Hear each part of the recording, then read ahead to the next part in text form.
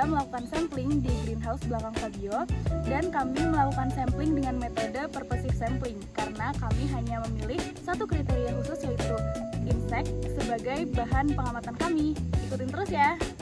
Serangga atau insek dalam bahasa Inggris termasuk dalam kelas Avertebrata atau tidak bertulang belakang, dan dari filum Arthropoda yang memiliki tubuh yang berruas-ruas dan kaki berjumlah 6 atau hexapoda.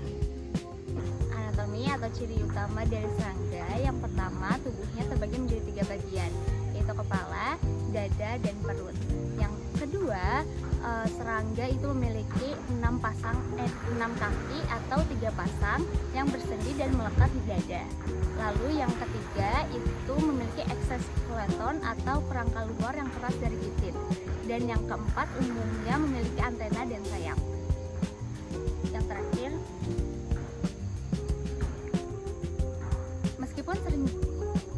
meskipun sering dianggap hama, serangga memiliki peran vital untuk penyerbukan tanaman dan penguraian bahan organik. Capung merupakan serangga yang termasuk dalam ordo Odonata. Kelompok ini dikenal sebagai serangga predator yang hidup di sekitar perairan dan memiliki peran penting dalam menjaga keseimbangan ekosistem karena memangsa berbagai serangga termasuk nyamuk. Untuk klasifikasi capung masuk dalam kingdom Animalia, filum Arthropoda, kelas Insecta, dan ordo Odonata. Untuk habitatnya sendiri, capung sering ditemukan di kawasan sungai, danau, rawa, kolam, sawah, mata air, maupun kawasan mangrove. Habitat perairan ini sangat penting karena fase larva hidup di dalam air. Selain itu, keberadaan capung juga digunakan sebagai bioindikator kualitas lingkungan karena larvanya yang sensitif dengan pencemaran air. Selain itu, keberadaannya juga penting sebagai predator alami, bioindikator kualitas lingkungan, serta objek kajian keanekaragaman hayati dan filogenetik. Cilia sericata atau yang biasa dikenal sebagai lalat hijau itu termasuk dalam ordo Diptera dan famili Chalicoridae. Famili ini dicirikan dengan tubuh yang berukuran sedang hingga besar dengan warna hijau metalik mengkilat, memiliki 1 pasang sayap, mata majemuk yang besar, serta antena yang pendek. Lalat hijau umumnya ditemukan pada bangkai, sampah organik, bahan yang membusuk sehingga berperan sebagai dekomposer dalam ekosistem. Kelimpahan spesiesnya ini itu cukup tinggi karena kemampuan berkembang biak yang cepat dan ketersediaan sumber makanan yang melimpah di lingkungannya. Selanjutnya ada semut taman hitam atau nama ilmiahnya adalah Lasius niger.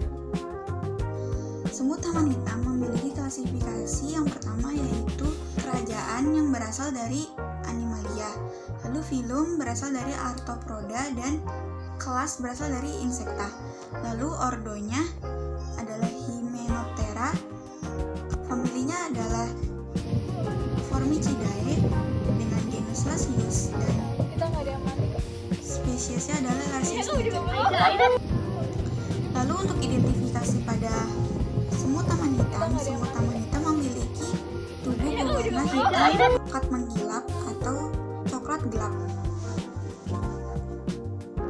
dengan disertai oleh bulu-bulu halus atau yang disebut pubescent. Semut taman hitam juga memiliki kasta pada populasinya, yaitu ada semut ratu dan semut pekerja, di mana semut pekerja memiliki tubuh yang lebih kecil daripada semut ratu. Semut taman hitam bersarang pada permukaan tanah, di balik batu atau di sela-sela lantai semen. Semut taman hitam juga memiliki perilaku yang unik, yaitu pada musim panas yang lembab, ribuan semut ratu bersayap dan para penjantan terbang bersamaan untuk melakukan kawin massal atau yang disebut flying ants peak. Pada pengamatan ini, pengambilan sampel dilakukan menggunakan metode purposive sampling, yaitu teknik pengambilan sampel yang dilakukan secara sengaja berdasarkan tujuan penelitian dan mempertimbangkan serangga. Tempat sampling dilakukan di greenhouse di belakang Fakultas Universitas Jenderal Sudirman karena lokasi tersebut memiliki vegetasi yang cukup beragam dan mendukung keberadaan berbagai jenis serangga. Insek atau serangga merupakan kelompok hewan invertebrata yang termasuk dalam filum Arthropoda.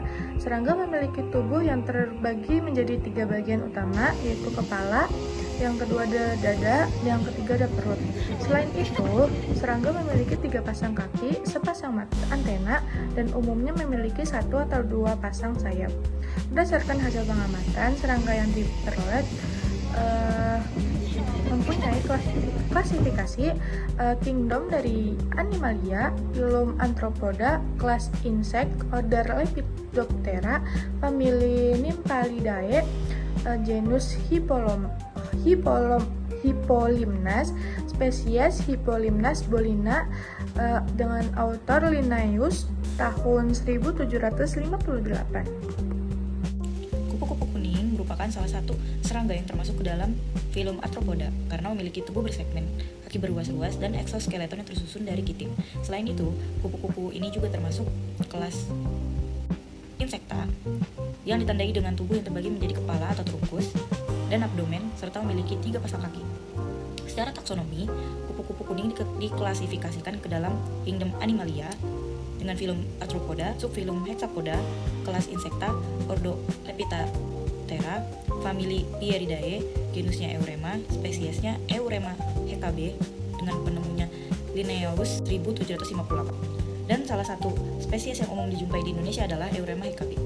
Ordo Lepidoptera merupakan kelompok serangga yang memiliki 2 pasang sayap yang ditutupi oleh sisik-sisik halus, sehingga menghasilkan warna dan pola yang beragam.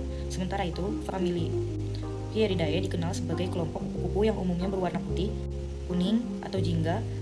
Pada spesies Eurema hkb, warna kuning cerah pada sayap berfungsi sebagai salah satu ciri khas yang membedakan proses identifikasi di habitat alaminya. Nah, selanjutnya adalah morfologi dan klasifikasi dari belalang. Belalang termasuk ke dalam kingdom Animalia dengan filumnya Arthropoda dari kelas Insecta dengan ordonya Orthoptera. Nah, nama ilmiahnya adalah Subordo Sellifera dari famili Arcididae.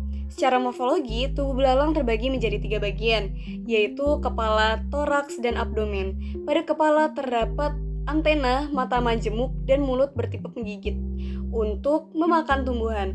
Pada toraks terdapat 3 pasang kaki, dengan kaki belakang yang kuat untuk melompat serta 2 pasang sayap. Nah, sementara itu, abdomen berisi organ pencernaan, pernapasan, dan reproduksi.